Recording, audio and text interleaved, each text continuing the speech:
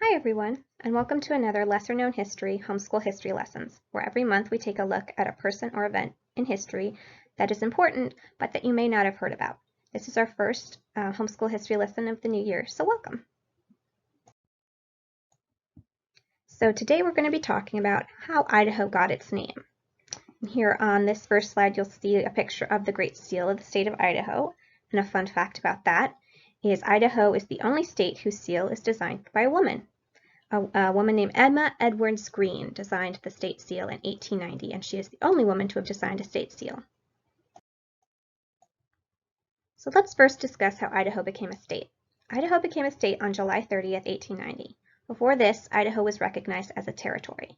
It is important to remember that long before Idaho became a territory or a state, it was home to Native Americans for thousands of years. In the early 19th century, Idaho was considered part of the Oregon Country, an area disputed between the United States and the British Empire.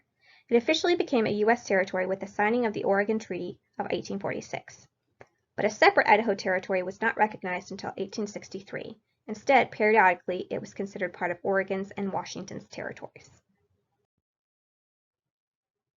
On March 4, 1863, President Abraham Lincoln signed an act creating Idaho Territory from portions of Washington Territory and Dakota Territory, with its capital at Lewiston. The original Idaho Territory included most of the areas that later became the states of Idaho, Montana, and Wyoming, with a population of under 17,000. Idaho Territory assumed the boundaries of the modern state in 1868. Idaho was admitted to the Union on July 3, 1890, becoming the 43rd state. So here are a couple of photos. On the left, you'll see a picture of the Capitol building in Boise, and on the right, you'll see a picture of the state flag hanging up in the Capitol building in Boise.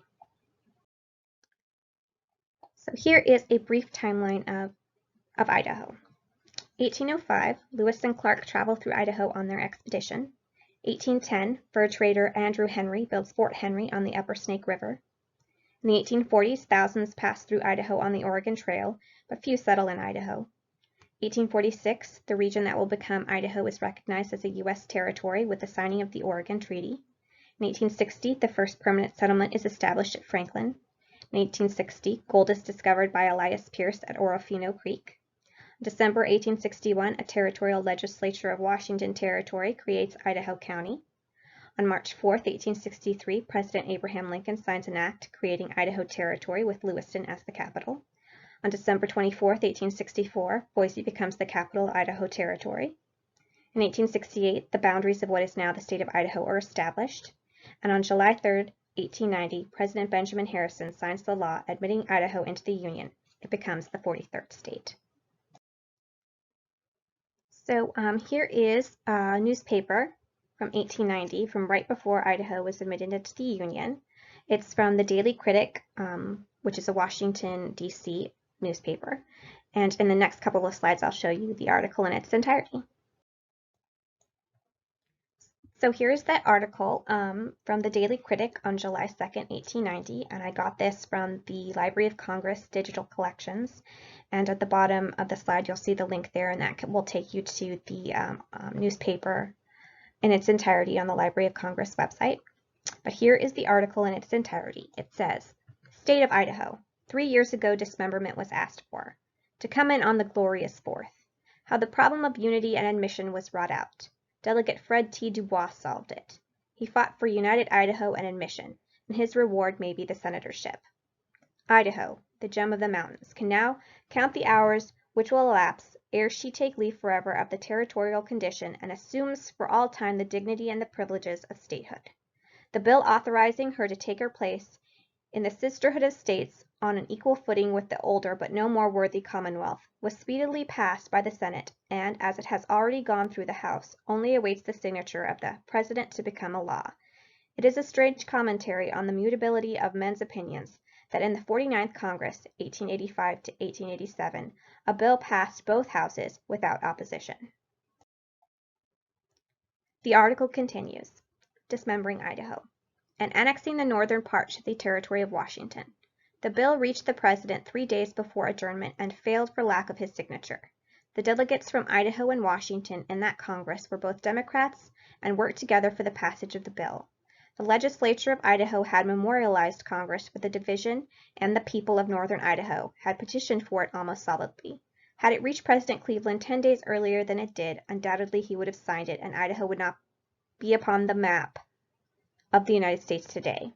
In the 50th Congress, 1887 to 1889, Mr. Fred T. Dubois took his seat as a delegate from Idaho. Mr. Voorhees was still representing Washington. The House was Democratic, and naturally in sympathy with Delegate Voorhees. In the Senate then, as now, Republican Senator Stewart of Nevada was engaged in an effort to have the southern part of Idaho annexed to Nevada, a state which needs population sadly. He, of course, favored the project to divide the territory and the giving of the northern part to Washington in order to secure the southern for his own state. The article continues. Thus Delegate Dubois, who wanted Idaho to remain as it was territorially, had his work cut out for him. But he is not a man to be daunted by obstacles. He went into the struggle with all the vim and vigor that characterizes him. The contest lasted during the entire long session of the 50th Congress. It was won at last by Mr. Dubois through pluck, patience, and persistence. Congress adjourned, leaving Idaho still intact. The people of Idaho appreciated his labors in their behalf and returned him to the 51st Congress. At the time of the election in 1888, not even the most sanguine person dreamed that the question of the dismemberment of Idaho and the annexation of the parts to Nevada and Washington would be dead, nor was it hoped that the Mormon problem, so far as Idaho was concerned, would be solved and the Mormons be under control. That united Idaho would be admitted into the Union of States so soon as 1890 was not even thought of or suggested. That all these things have come to pass is due in part to the ability, the discretion, and the untiring energy of Mr. Dubois. You heard about Mr. Dubois in the article I just read, and so now let's discuss him a little more. Fred T. Dubois was born May 29, 1851, and died February 14, 1930. Dubois is best known for his efforts to make Idaho a state, his opposition to the gold standard, and for his efforts to disenfranchise Mormon voters. He is a very controversial political figure in Idaho history. Dubois arrived in Idaho in 1880. In 1881, he sought appointment as a U.S. Marshal for Idaho Territory. Dubois was appointed a United States Marshal by U.S. President Chester A. Arthur in 1882. In 1886, Dubois ran as a Republican for the congressional delegate position from the territory. Dubois strongly supported Idaho's application for statehood and opposed efforts to split the territory among neighboring regions. He reputedly personally lobbied U.S. President Benjamin Harrison in support of Idaho's statehood. In 1900, after refusing to rejoin the Republican Party, he was elected again to the United States Senate by the Democratic Idaho legislature. He remains the only person in Idaho history to serve in the United States Congress as both a Republican and a Democrat. And here's another newspaper article from when Idaho became a state in 1890. This one is from the Idaho Daily Statesman, July 2nd, 1890, on the second page. And this image was provided by Newsbank. The article states, "The Gem of the Mountains. Sends greetings to Senators Platt and Collum. The Idaho Constitution becomes a law without amendment." Governor George L. Shoup received the following dispatch from Delegate Dubois yesterday. "Bill for the admission of Idaho just passed, without a roll call and without amendments. I will ask the President to sign the bill on the 4th. Congratulations, hearty and numerous should be wired. Senators Platt and Collum. Senator Vance alone spoke against the bill." The article continues a little further down. Congratulations. The following congratulatory telegrams were received by Governor Shoup last evening. Silver City, July 1st, 1890. Ohe County joins in the general rejoicing that the Gem of the Mountains is now one of the sisterhood of this glorious union of ours. It will add to the zest with which we celebrate the Independence Day.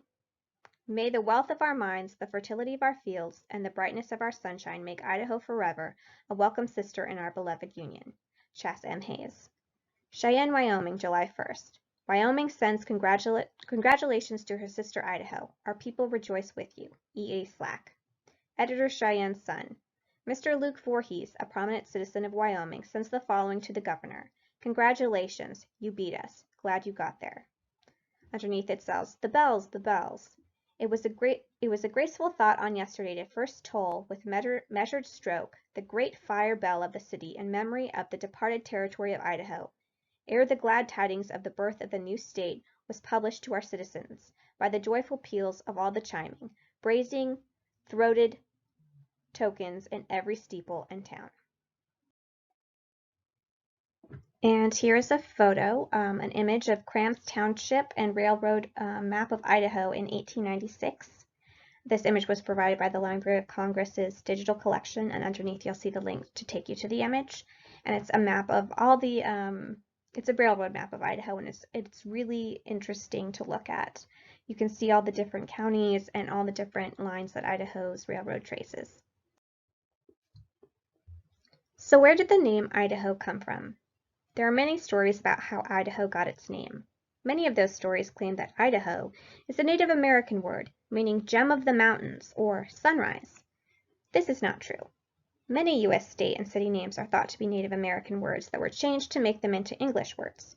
So it is difficult to determine what Native American words these names were originally. The name Idaho was made up in the mid-1800s. State names often were chosen by committee. Before the Civil War in 1861, mining in the West led to the need for many new names, for camps, towns, etc. And people were running out of ideas. So when the Colorado Territory needed a name in 1860, someone from that part of the country suggested the name Idaho. The name Idaho can be traced back to a man named George Willing, a Philadelphia-born doctor. Willing was involved in many frauds and schemes during his lifetime. He claimed to be a delegate from the territory that later became Colorado, but he never officially took office. Nevertheless, Willing planted a seed that the Colorado Territory should be named Idaho, an idea that found its way into the U.S. Senate in 1860. Willing claimed it meant gem of the mountains. The people of Colorado were looking for a Native American word, so he told them it was one. But shortly before the name was to be ratified, lawmakers discovered it was a fraud and was not a word in an existing language. So, at the last minute, the name Idaho was pulled from the bill and it became Colorado Territory instead. Yet the name Idaho persisted. It became very popular in the region. People liked how the word sounded. In December of 1861, there was legislature of Washington Territory, and this legislature created Idaho County. This is the first official time the word Idaho was used to name a place in the region. The Idaho Territory broke off from Washington Territory just a few years later, and elected officials embraced the name Idaho.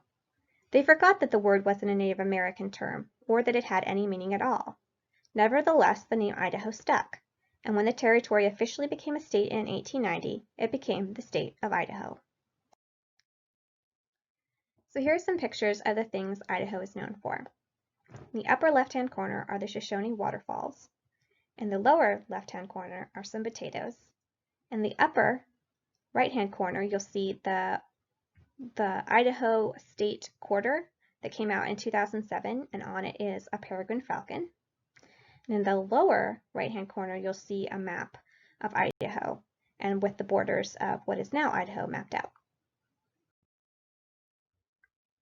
Today, Idaho is well known for potatoes, mining, and stunning natural landscapes, some of which we just saw in the previous slide. But it is interesting to think that the state's name is a made-up word that doesn't mean anything. Although this isn't all that odd. Have you heard of the ice cream brand Haagen-Dazs? Well, Haagen-Dazs is a made-up word. The founders of the company wanted a Danish-sounding name, so they came up with Haagen-Dazs. However, I do think Idaho is a good-sounding name, and ultimately, I think it means whatever you want it to mean. Personally, I like Gem of the Mountains. So now I'm going to recommend some books and articles to read if you want to learn more about Idaho. The first book is Idaho, the Gem State by Karen Edwards, and it's a really nice little World Almanac children's nonfiction book with a lot of good facts and figures. The second book is Idaho, part of the Hello USA series by Kathy Pelta, and it has a lot of good information, and it's not too long. And then the third book is Uniquely Idaho by Mary Boone. And this one has a lot of fun facts and figures about Idaho and just some stuff you might not have heard about in other books about Idaho. So here are a couple of articles I'd like to recommend. The first is how Idaho got its name. It's in the Prospector, the newsletter of the Idaho State Historical Society's Junior Historian Program, and the link is below that. But if you Google how Idaho got its name and Prospector and Society of Junior Historian Program, it'll come up. And it's a really cute little article. There's a lot of good information in there, and I got a lot of the info for this lesson from that article. The second article is How Did Idaho Get That Name by James Dawson, and that's from Boise State Public Radio's website, and the link is below. So there you have it. I had a lot of fun with this lesson, and I will see you next month for another lesser known history homeschool history lessons. Bye!